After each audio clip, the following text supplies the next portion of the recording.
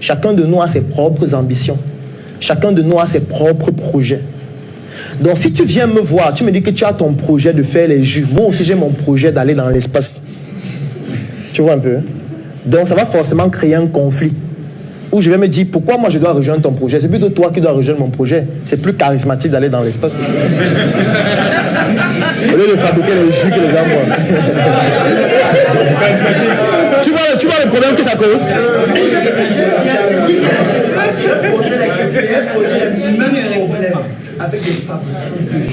Non, les fabricants de jus ont aussi leurs propres rêves, leurs propres projets. Et peut-être même la fabrication du jus n'est que le levier pour réaliser leurs rêves. Ce n'est pas forcément que ça leur passionne. C'est pour ça que ce n'est pas la bonne méthode. La bonne méthode n'est pas de venir dire, viens me rejoindre. Comme toi aussi tu fais les jus, viens on fait ensemble. Comme toi aussi tu fais la boisson, viens on fait ensemble. Comme toi aussi tu fais les sites internet, viens on fait ensemble. Ce n'est pas ça la méthode. Parce que dès que tu vas le faire, il y a un conflit de leadership qui va se poser. Il y a une crise d'ego qui va se poser, qui va faire en sorte que personne de vous n'aura la légitimité au final de pouvoir dire que c'est moi qu'on suit.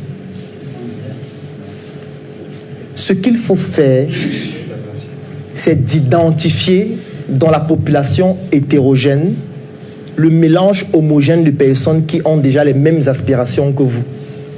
C'est la première étape. C'est-à-dire qu'il faut segmenter d'abord. Par exemple, si je veux peut-être des personnes qui vont intégrer un de mes projets dans cette salle, tout le monde ne peut pas intégrer le projet, non. Il faut que je segmente la population. Pour segmenter, un critère que je peux utiliser, c'est de dire qui est membre de Startup Academy dans cette salle. Ce sera le premier critère. Dès que tu n'es pas membre, je vais te dire de sortir. Je vais continuer de causer avec les membres. Après, quand je vais causer avec les membres, je vais être radical dans la manière de causer. Je vais donner des avis tranchés, choquants, qui vont bouleverser certaines personnes. Comme lorsque je pose souvent la question, est-ce que vous croyez en Dieu? Qui croit en Dieu dans la salle? Ça ne sert à rien de croire en Dieu. C'est une bêtise. C'est choquant, n'est-ce pas? Si tu te dis, mais comment? C'est un démon, le gars, là. Mais je viens de diviser la salle en deux en disant ça. Une catégorie de gens qui vont m'insulter, je vais les bloquer parce que je n'ai pas le temps pour causer en ligne. Et je vais garder l'autre catégorie qui a déjà un instinct de rébellion. Parce que remettre en question la croyance de Dieu, c'est un début de rébellion. Contre soi-même. On appelle ça l'intelligence existentielle. Et là, je sais qu'avec lui, on peut aller en guerre. Je ne veux pas savoir s'il fait les jus, s'il fait les sites internet. Non, ce n'est pas ce critère que je vais le sélectionner. Ce n'est pas pertinent. Je veux le sélectionner sur un critère où, de manière intime, nous avons des aspirations convergentes. Et dès que c'est fait, on peut maintenant parler de projet. Je vais lui dire, qu'est-ce que tu sais même que les jus de fruits, là, c'est intéressant. Je commence à lui parler maintenant du projet et il rejoint plus facilement. Donc, je n'ai pas besoin que tout le monde dise que venez, on se lance. Non. Ce n'est pas nécessaire. Donc, comme je l'expliquais, il ne faudrait pas qu'à la fin de cette conférence, vous vous dites, je vais lancer mon projet seul. Je vais faire ma ferme seul. Je vais fabriquer mon produit cosmétique seul. Je vais me lancer dans les services informatiques seul. Ça va mal finir. Vous pouvez commencer seul, oui, pour comprendre comment ça fonctionne. Mais à un moment donné, vous avez l'obligation, si vous souhaitez résister longtemps, d'intégrer un réseau ou de créer votre réseau qui va permettre à ce que l'entreprise perdure pendant longtemps. Si vous n'êtes pas capable de le faire, vous allez faire faillite, qu'importe votre financement. Ce n'est pas pour rien que dans notre environnement, je vais vous prendre un exemple.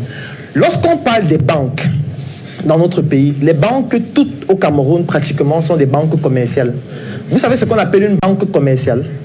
Commercial, ça vient du mot commerce. Le commerce, ça veut dire que je prends un produit à un prix, j'ajoute ma marge et je revends. C'est ça que toutes les banques du Cameroun font. Ça veut dire que les banques vont prendre l'argent au niveau de la banque centrale à un taux d'intérêt très faible, vont prendre l'argent des épargnants, vont prendre l'argent des investisseurs qui ont fourni le capital, vont augmenter donc la marge dessus et vendre cet argent aux entrepreneurs qui ont besoin qu'on leur octroie des crédits pour aller créer leur entreprise. Et ils vont venir rembourser cet argent avec ces marges importantes. On va prendre notre valeur ajoutée et puis on va remettre l'argent des épargnants au calme, ou l'argent de la banque centrale, ou l'argent des investisseurs. C'est comme ça que presque toutes les banques fonctionnent. C'est pour ça que quand vous partez à la banque demander un crédit, on vous demande une garantie, parce que ce n'est pas leur argent seulement.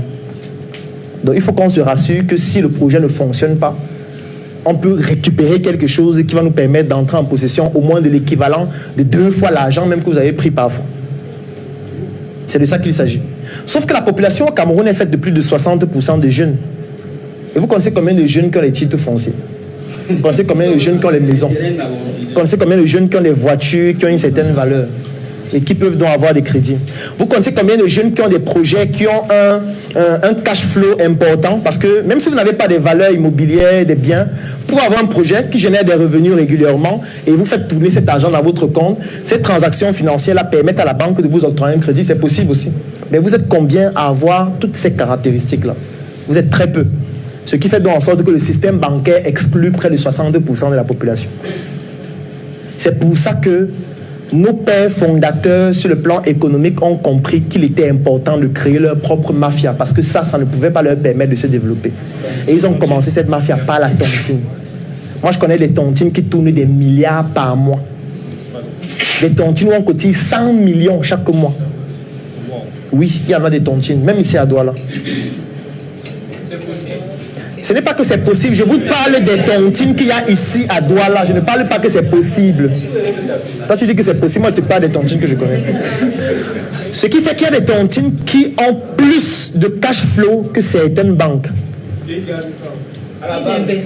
viens plus loin. Ta question est pertinente. Étant donné qu'ils ont compris qu'ils tournent déjà beaucoup d'argent, et parce qu'il y avait beaucoup de problèmes qui se posaient, moi je connais beaucoup de personnes qui ont été agressées après les tontines, parce que comme on savait qu'ils partent à la tontine, ils vont bouffer des millions, on les agressait. Ils ont compris qu'il ne faut plus marcher avec la monnaie fiduciaire quand on va à la tontine. Ils ont commencé à créer leur propre banque, en commençant par les microfinances de 2e catégorie. Ça veut dire désormais on ne vient plus à la tontine avec l'argent, on vient à la tontine avec des chèques vides. On cotise à la banque, c'est-à-dire à la microfinance. On vient à la tontine avec le reçu de la cotisation. Celui qui bouffe, on lui signe le chèque du montant qu'il doit toucher. Il va à la banque avec le chéquier. Il touche à la banque en fonction de combien il veut toucher, avec la périodicité qu'il souhaite. Ce qui fait donc en sorte que maintenant l'argent de la tontine tourne dans leur banque. Et chaque fois qu'une personne dans la tontine crée un projet, il a l'obligation de créer le compte de son projet dans la banque pour que tous les flux financiers, même les salaires des employés, tournent dans cette banque. C'est pour ça que vous allez voir certaines microfinances. Vous ne voyez jamais personne entrer. Mais on vous dit que le bilan consolidé d'un an, c'est 12 milliards. Je dis que mais les gens, si les clients viennent d'où? Moi, je ne vois pas les gens entrer ici. Comment ils font 12 milliards? C'est ça leur mafia. Et maintenant, les meilleurs parmi ces microfinances-là s'actualisent et deviennent des banques progressivement. Progressivement. Parce qu'ils ont compris qu'ils ne peuvent pas fonctionner avec la mafia des autres. Et vous, vous êtes qui sans argent pour faire autrement? Vous êtes qui? Vous n'êtes rien. Même avec votre argent, vous n'êtes rien. Parce qu'en fait, vous pouvez avoir... Ce que les gens ne savent pas, c'est que vous pouvez avoir 100 millions dans votre compte bancaire ce soir. Et puis vous êtes en train de dormir. Pendant que vous dormez à 1h du matin, on fait un discours, on dit que le franc CFA a été dévalué de 52%. Vous êtes en train de dormir. Quand vous levez le matin, vous voyez en rouge sur toutes les chaînes, franc CFA 50% d'évaluation. Et que 100 millions est devenu 50 millions en une nuit. Il y a des gens qui ne savent pas ça. 100 millions deviennent 50 millions pendant que vous êtes en train de dormir. Et là, c'est moins rigolo. Parce que peut-être c'était l'argent de l'entreprise avec les investisseurs, avec l'argent des fournisseurs qu'il fallait payer. Le fournisseur ne comprend pas qu'il y a eu la dévaluation. Il a aussi suivi l'information, mais il sait que tu lui dois 75 millions. Donc lui, la dévaluation, c'est une information pour lui. Ça n'a pas un impact sur l'argent que tu lui dois. Et c'est là où tu comprends donc que, attention, il ne faut pas garder de l'argent fiduciaire en quantité importante comme ça, il faut l'investir. C'est pour ça que, quand on dit, par exemple, que les plus riches du Cameroun, les plus riches du monde, c'est tel, il a une valeur de 200 milliards. Vous croyez qu'il y a un compte où il y a 200 milliards? Il faut être idiot pour croire ça. Il n'y a aucun compte bancaire où il a 200 milliards. Bon, je peux mettre Elon Musk. On dit qu'il a 200 milliards de dollars. Il y a un compte qui a 200 milliards de dollars qui lui appartiennent. Non.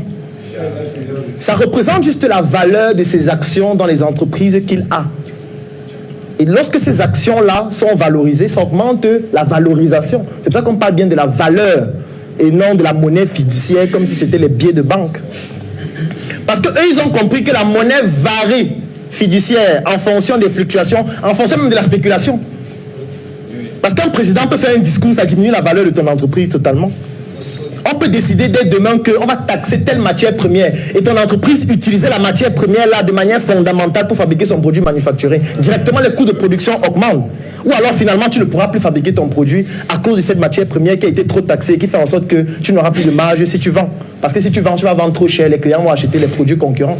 Et ton entreprise vient de faire faillite à cause d'un discours, à cause d'un document qu'on a signé. Il faut donc aussi que dans ton entreprise, tu aies un lobbying qui influence aussi les deux chambres, c'est-à-dire le Sénat et l'Assemblée nationale, pour prendre des lois qui vont permettre d'avantager tes entreprises. Vous savez qu'il y a une loi contre la filouterie de loyer au Cameroun? Vous savez pourquoi on a voté cette loi? C'est le lobbying des bailleurs qui ont compris que les gens prennent nos maisons, ils s'accaparent de nos maisons, ils ne veulent plus payer le loyer. Il faut qu'il y ait une loi qui nous facilite la possibilité de les éjecter de la maison et même de les mettre en prison si nécessaire. Et on a voté une loi dessus qui est effective au Cameroun actuellement. Vous pensez que les lois comme ça, c'est les députés qui parfois n'arrivent pas à parler français qui écrivent ça? Ce sont des lobbies qui viennent et qui mettent tous les moyens en jeu, financiers, matériels, logistiques, humains, pour pousser les politiciens à voter des lois dans leur avantage. Et vous qui n'avez pas tout ça, vous allez faire comment si vous n'avez pas de lobbying, si vous n'avez pas de réseau? C'est la raison pour laquelle je ne peux que vous recommander soit de créer votre réseau. C'est la première chose que vous pouvez faire. Maintenant, créer un réseau, ça prend du temps. Ça demande de l'énergie, ça demande du charisme, ça demande de l'argent.